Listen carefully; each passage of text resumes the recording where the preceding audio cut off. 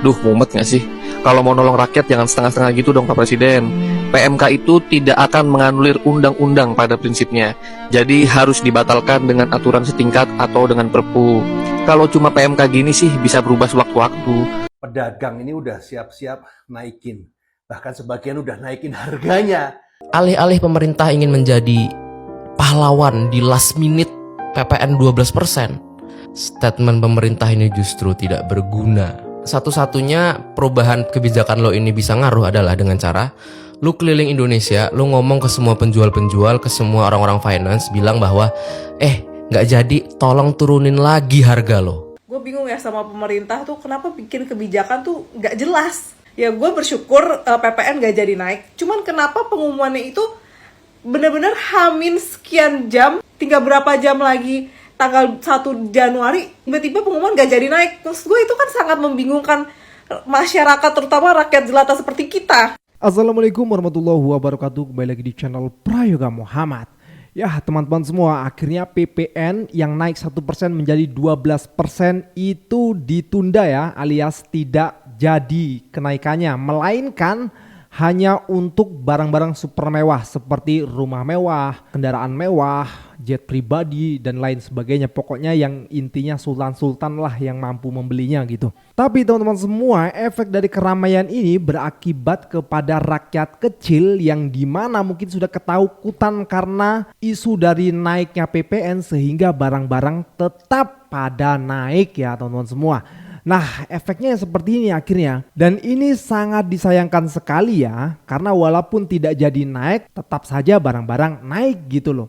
Nah, dan sekarang tugas kita semua sebagai influencer untuk memberikan pengetahuan kepada rakyat luas agar tidak menaikkan barang-barangnya gitu loh. Tapi tidak hanya itu ya teman-teman semua. Kenapa kok semua ini terjadi? Apa karena ketidaktegasan dari pemerintah sendiri atau bagaimana gitu loh? Karena kan PPN ini semua bisa kena kalau jadi naik gitu ya. Untungnya saja sih memang gak jadi gitu. Walaupun efeknya lumayan signifikan juga untuk kenaikan barang yang lain gitu loh. Ya walaupun di belakang sana mungkin ada yang agak gemeter ini ya. Soalnya kemarin itu Pak Jokowi sih iya aja kalau PPN naik menjadi 12% gitu ya.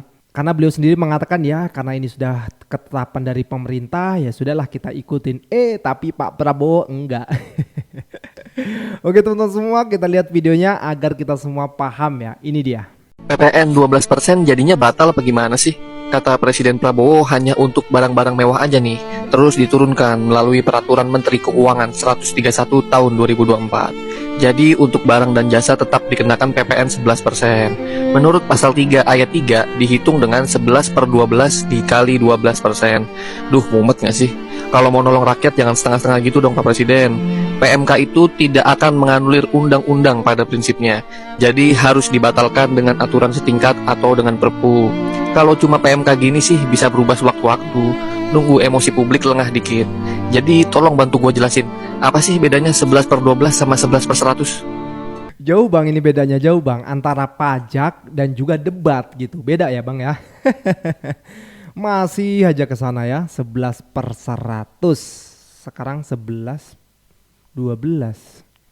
PPN 12% akhirnya batal. Ya. Jadi sudah ditegaskan sama Bu Sri Mulyani ini ya gak jadi naik. Yang naik itu adalah yang barang mewah, yaitu yang kena PPNBM.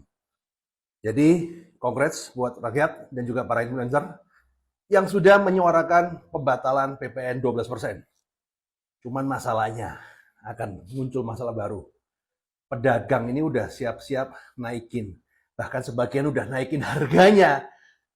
Nanti kalau ada dagangan yang naik harganya, kemudian pakai alasan PPN, citak aja itu. Apakah Mulyani M-nya mencela-mencele? Apakah Prabowo P-nya pelin-pelan? Alih-alih pemerintah ingin menjadi pahlawan di last minute PPN 12%, statement pemerintah ini justru tidak berguna. Satu-satunya perubahan kebijakan lo ini bisa ngaruh adalah dengan cara lo keliling Indonesia, lo ngomong ke semua penjual-penjual, ke semua orang-orang finance, bilang bahwa nggak jadi, tolong turunin lagi harga lo. Itu baru kesatria, itu baru tanggung jawab namanya. Karena waktu lo berencana naikin pajak tanggal 1, oke, Desember tuh semua udah naikin harga. Gua merasa pemerintah tuh lagi berusaha jadi protagonis di romcom, tau nggak loh? Yang endingnya kayak batalkan pernikahan ini. Waduh, saya mencintai orang ini. Wah, padahal gedung dah dibayar, catering dah lunas, undangannya disebar gitu. Itu tidak heroik, itu ngeselin.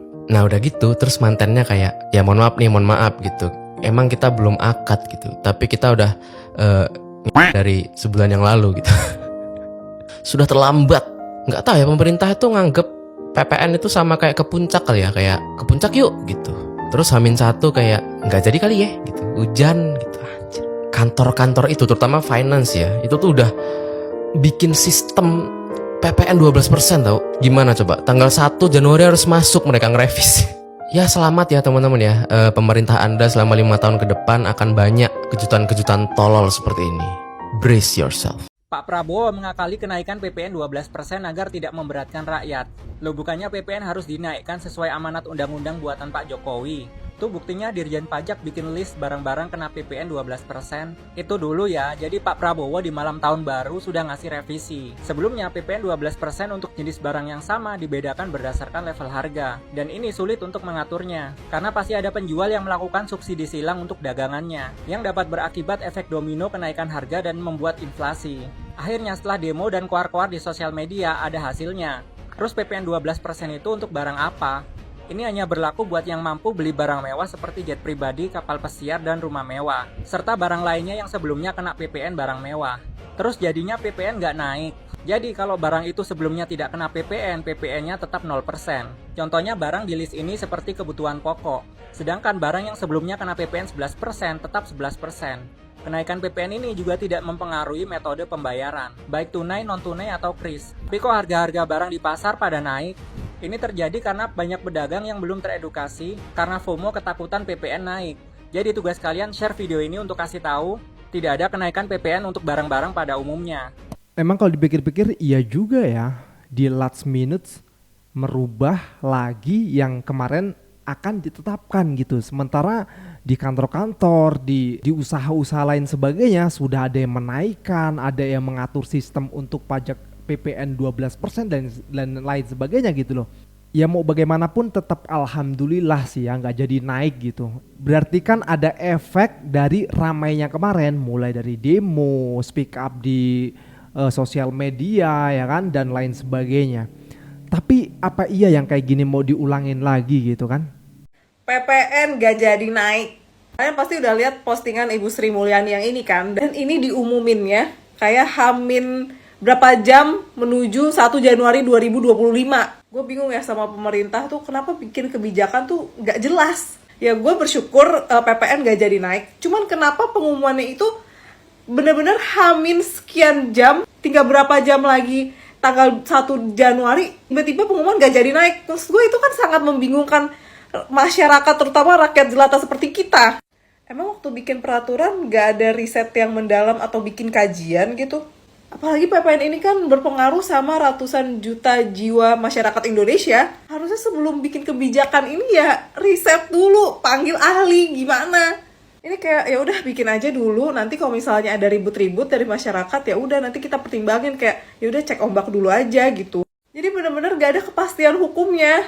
Bikin kebijakan seenaknya, terus tidak ada pengkajian yang secara mendalam, reaksi masyarakat seperti apa, reaksi masyarakat ternyata tidak sejalan dengan peraturan itu, baru deh diganti. Jadi gimana, gak ada kepastian hukumnya.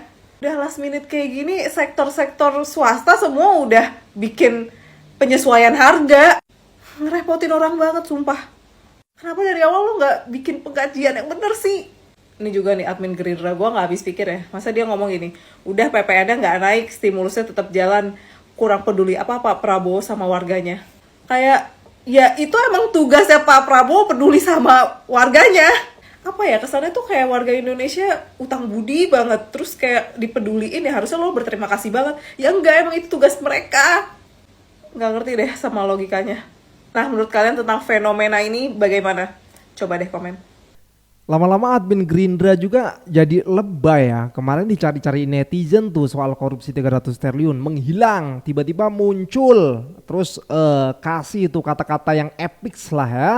Padahal sih itu di semester dasar aja sih kalau kata netizen gitu ya. Pada kenyataannya ya enggak juga gitu loh. Buktinya kemarin waktu pemilihan presiden kan lah tahu lah gitu lah ya.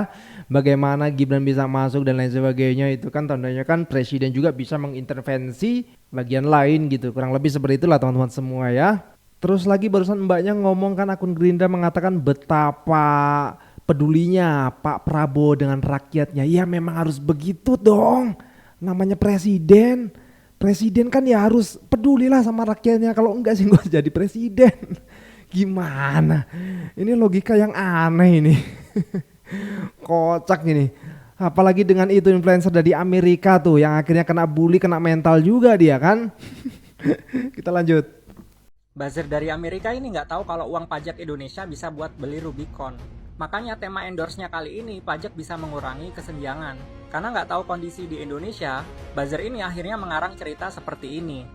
Bahkan saking percayanya dengan ceritanya, followernya tidak pernah berkurang. Menurutku, dia bukan pura-pura bodoh karena tidak bisa membedakan PPh dan PPN. Tapi ini disengaja untuk membuat propaganda. Pertama, dia membuat cerita kesenjangan di masyarakat, di mana dia pergi ke restoran bintang 5 di Jakarta yang full terus tidak pernah sepi. Lalu dia bilang miris masih ada orang yang punya saldo di bawah 1 juta. Loh kok bisa? Seolah-olah dia berasumsi orang kaya di Indonesia sangat banyak. Jadi peluang untuk malak pajak masih terbuka luas. Padahal cerita di satu restoran tidak mewakili kondisi mayoritas orang di Indonesia, bahkan di Jakarta. Kemudian yang nggak masuk akal, dia mulai memancing dan mengajak orang membandingkan kekayaan konten kreator triliuner seperti Timothy Ronald, yang katanya kekayaannya tidak bisa dihitung dengan kalkulator tukang sayur. Loh kok bisa? Lagi-lagi imajinasinya terlalu mengeneralisir, padahal orang seperti Timothy tidak banyak di Indonesia. Ceritanya nggak berhenti sampai di situ, dia menjual mimpi dengan bilang negara yang paling bahagia punya tingkat pajak yang tinggi. Kalau mau hidup bahagia ya harus naikin pajak.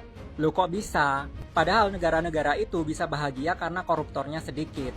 Sehingga uang pajaknya bisa dipakai untuk membangun akses pendidikan dan kesehatan yang lebih baik dari Indonesia. Ini jelas perbandingannya tidak fair, nah di Indonesia uang negara sering diambil koruptor. Belum lagi dia mengenalkan konsep transfer kekayaan, di mana uang pajak akan ditransfer dari si kaya ke si miskin melalui bantuan pemerintah dan makan bergizi gratis. Loh kok bisa? Padahal itu hanya berlaku kalau uang pajak yang dimaksud adalah pajak penghasilan, di mana si miskin tidak ikut kena pajak. Sedangkan pajak penghasilan dipromosikan oleh buzzer ini sebagai PPN. Si miskin juga ikut-ikutan kena palak pajak PPN. Bahkan karena punya gaji suami istri 400 juta per bulan, dia nggak tahu kalau beban keuangan 1% buat orang miskin itu lebih berat daripada 1% untuk orang kaya. Karena jelas orang miskin penghasilannya kecil, dan orang kaya nggak terlalu pusing karena uangnya banyak. Karena karangan ceritanya sudah mentok, dia akhirnya mengeluarkan unek-unek yang menyerang personal dan karakter orang Indonesia. Dengan bilang orang Indonesia tukang nyinyir padahal masih pakai Pertalite dan LPG subsidi.